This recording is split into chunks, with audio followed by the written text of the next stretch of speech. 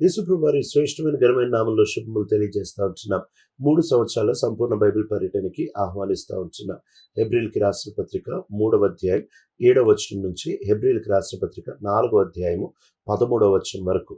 ఇక్కడ 3వ అధ్యాయంలో ఆయన 95వ కీర్తన యొక్క ఎక్స్పోజిషన్ లేకపోతే వివరణని ఆయన ఇక్కడ నూతన నిబంధన యొక్క నేపథ్యంలో అందించడం మనం చూడొచ్చు. ఆయన ఇక్కడ ప్రభు వారికి ఇస్తా వచ్చిన వాగ్దానాల గురించి మాట్లాడుతుంటున్నాడు. మీరు ఒకవేళ దేవుని స్వరము ఈ రోజు గనక వింటే అని చెప్తూ ఆయన అంటున్నాడు, గతంలో మీ పితరులు మారా దగ్గర, మెరీబా దగ్గర ఈ 2 స్థలాల్లో కూడా వాళ్ళు దేవుణ్ణి అనుమానిస్తూ వచ్చారు, సంశయిస్తూ వచ్చారు. అంతేకాకుండా అవిధేయత చూపిస్తూ వచ్చారు. కనుక ఇవే ఒక విశ్వాసి జీవితంలో అతి పెద్ద పతనాలు ఏంటి అనంటే అది అవిశ్వాసము, ఆ తర్వాత అవిధేయత. అవిధేయత చాలా వరకు అవిశ్వాసమును బట్టే వస్తాది. కనుక ప్రభు వీళ్ళకి చాలా వాగ్దానాలు ఇచ్చినప్పటికీ వీళ్ళు ఎప్పుడైతే అవిధేయులుగా ఉంటా వచ్చారో, అవిశ్వాసులుగా ఉంటా వచ్చారో, ఆ వాగ్దానాన్ని వీళ్ళు స్వతంత్రించలేకపోతా వచ్చారు. ఏంటి ఆ వాగ్దానము అనంటే ఆయన విశ్రాంతి గురించిన వాగ్దానం వారికి ఇస్తా వచ్చాడు. ఇప్పుడు ఈ విశ్రాంతి గురించిన వాగ్దానాన్ని వీళ్ళు స్వతంత్రించుకోలేకపోతా వచ్చారు. అంటే విశ్రాంతి అంటే ఏదో కానానికి వెళ్ళడం మాత్రమే కాదు, అది ఆయన తర్వాత అధ్యాయంలో చెబుతా ఉంటున్నాడు.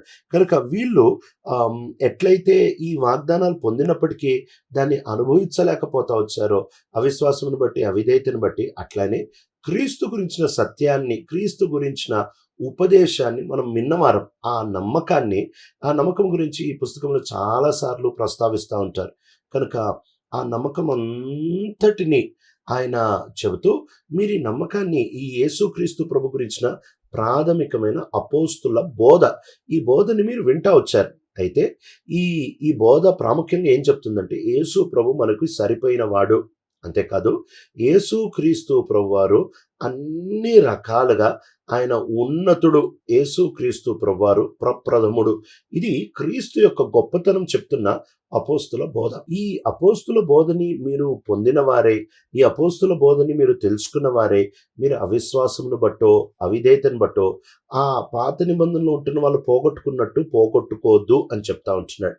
కనుక ఇది చాలా వాస్తవం. ఎందుకంటే మనం ఎంత సువార్త విన్నా, ఎంత ప్రభు గురించి తెలిసినా, అవిశ్వాసము కనుకున్నా, అవిధేయత కనుకున్నా, ఎంత ప్రత్యక్షత ఉన్నా, ఎంత గొప్ప వరాలున్నా, దానివల్ల ఏ ఆత్మీయ ప్రయోజనం ఉండదు. దాని ఫలింపు, దాని అన్వయింపులో ఏ మాత్రము మనం ఏమీ పొందలేని వారంగా ఉంటున్నాం. కనుకనే మన జీవితాన్ని చాలా జాగ్రత్తగా అపోస్తుల బోధని ఎరిగిన వారమై అప్పగించుకున్న వారంగా ఉండాలి.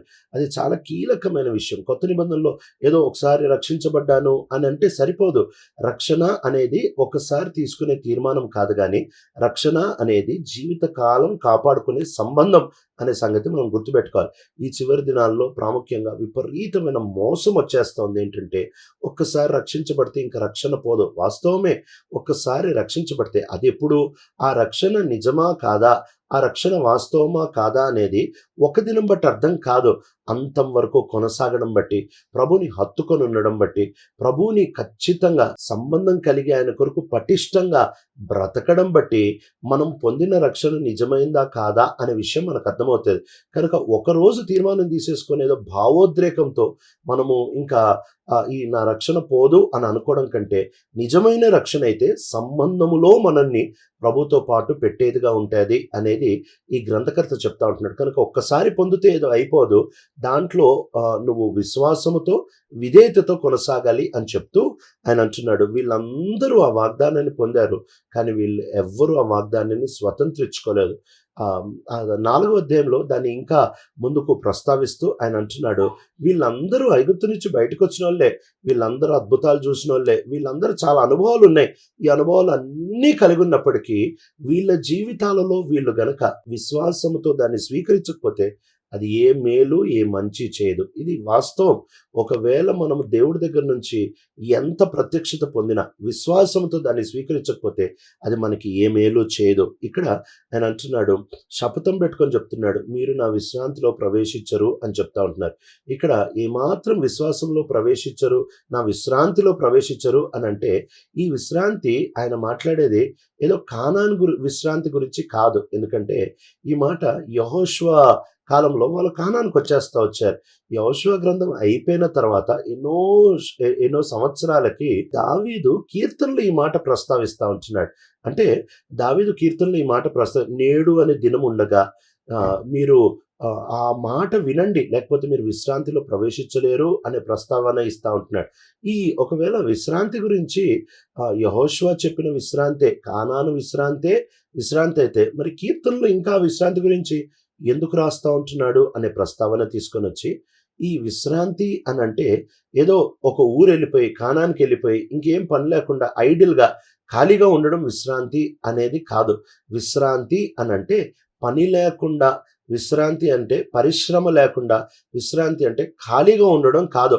ఇక్కడ ఈ సందర్భాన్ని మనం చూసినట్లయితే విశ్రాంతి అని అంటే మనము స్వేచ్ఛగా పాపం యొక్క ప్రభావం నుంచి, సైతాన్ యొక్క ప్రభావం నుంచి, లోకం యొక్క ప్రభావం నుంచి స్వేచ్ఛగా మనము ప్రభు మీద ఆధారపడుతూ ఆయనను సంతోష పెట్టగలిగిన స్థాయి నిజమైన విశ్రాంతి.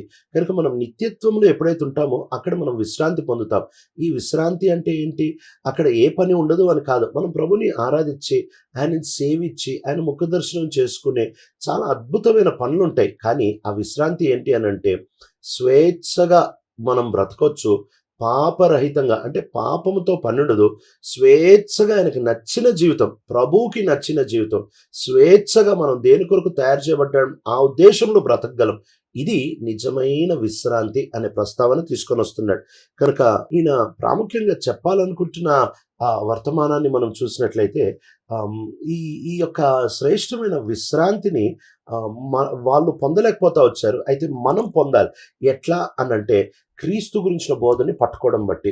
ఇప్పుడు మనం అవిశ్వాసము నుంచి, అవిధేయత నుంచి తప్పించబడ్డానికి మనకు ఒక అద్భుతమైన వనరును ప్రభు అనుగ్రహిస్తూ వచ్చారు.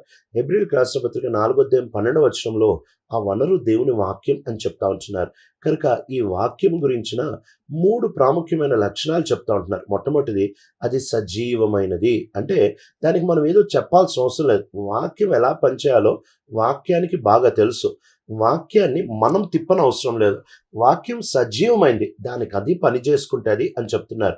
అంతేకాకుండా రెండవది, వాక్యము చాలా త్వరగా యాక్టివ్గా పనిచేస్తుంది, చాలా వేగంగా పనిచేస్తుంది, చురుకుగా పనిచేస్తుంది.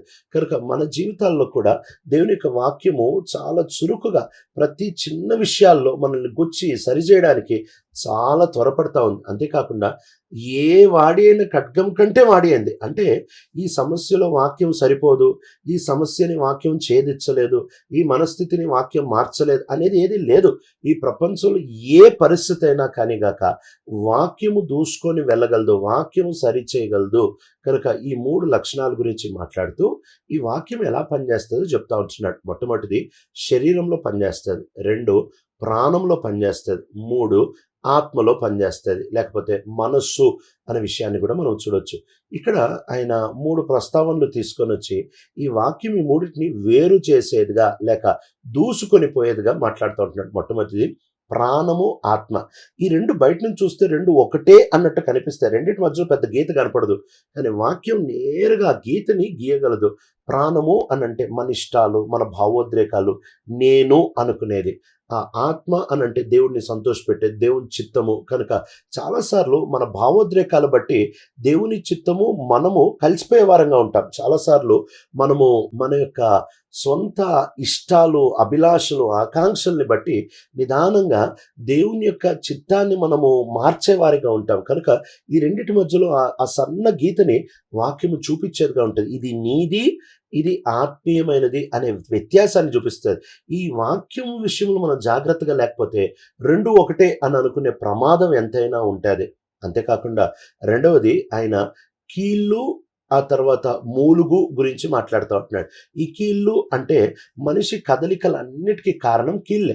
మనిషి కదులుతున్నాడు అని అంటే కదలికలన్నిటికీ బయట అవయవాలు బయట మనిషి కదలడానికి ఖచ్చితంగా ఈ యొక్క జాయింట్సే కారణం. ఈ జాయింట్స్ లేకపోతే మనిషి కదలడం కొంచెం ఇబ్బంది. కాబట్టి ఇదంతా బయట కనిపించేది. అయితే లోపల మూలుగుంటుంది, మ్యారో. ఇది జీవకణాలని పుట్టించేదిగా ఉంటుంది. కనుక బయటకి కదలడం, లోపల జీవయుక్తమైన విషయాలు. ఈ 2 ఒకటే అనుకుంటాం. బయట ఒక మనిషిని చూసినప్పుడు ఆయన ఇలాంటోడేమో అని అంచనా వేసేస్తాం. కానీ వాక్యం జీవాన్ని, ఆ తర్వాత బయట కనిపించే ఈ రెండిటిని వేరు చేసేదిగా ఉంటది. అక్కడ తాకుండా మూడవది హృదయం యొక్క కోరికలు, ఆ తర్వాత మోటివ్స్ ఆఫ్ ద హార్ట్ అంటే హృదయం యొక్క దృక్పథాలు.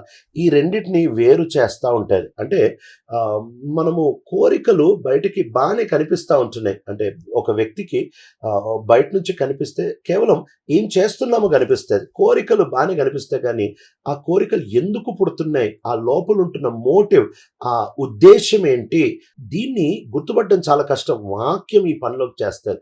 కనుక వాక్యం ఈ అన్నిటిని విభజిస్తది. ఏది మనది, ఏది దేవుడి నుంచి వచ్చింది, తర్వాత ఏది బయటకు కనిపిస్తుంది, ఏది మన నిజమైన వాస్తవ జీవము, ఏది మనం బయటకి చూపిస్తున్నాం, మనము ఆ లోపల కలిగిన దృక్పథాలేంటి అంటే క్షుణ్ణంగా వాక్యం ప్రతి ఏరియాలో ఎప్పుడైతే పనిచేస్తుందో అప్పుడు 13వ వచనంలో అంటున్నాడు, మనం దేవుని ఎదుట నిలబడగలం. ఏ దేవుని ఎదుట అనంటే ఆయన ముందు నిలబడినప్పుడు సర్వ సృష్టికి ఆయన ముందు నిలబడినప్పుడు సమస్తము ఆయన దృష్టికి మరుగులేక తేటగా అంటే ఆయన ముందు దిగంబరిగా నిలబడతాం. ఈ దిగంబరి అనే మాటకి బహుశా 3 ప్రాముఖ్యమైన అర్థాలు వస్తాయేమో. ఒకటి, ఒక కుస్తీ పోటీల్లో ఆ వ్యక్తి కింద పడిపోయి మెడ విరచ్చబడే అలాంటి పరిస్థితి వచ్చేసిన లాంటి ప్రస్తావన. రెండవది, ఒక సైనికుడు తన శిరస్త్రాణం పోగొట్టుకొని ఇంకా మెడ కోయబడే లాంటి పరిస్థితి. మూడవది, ఒక పశువు దాని మెడని వంచి కత్తి గొంతు దగ్గర పెట్టినట్టు. అంటే ఇంకో మాటలో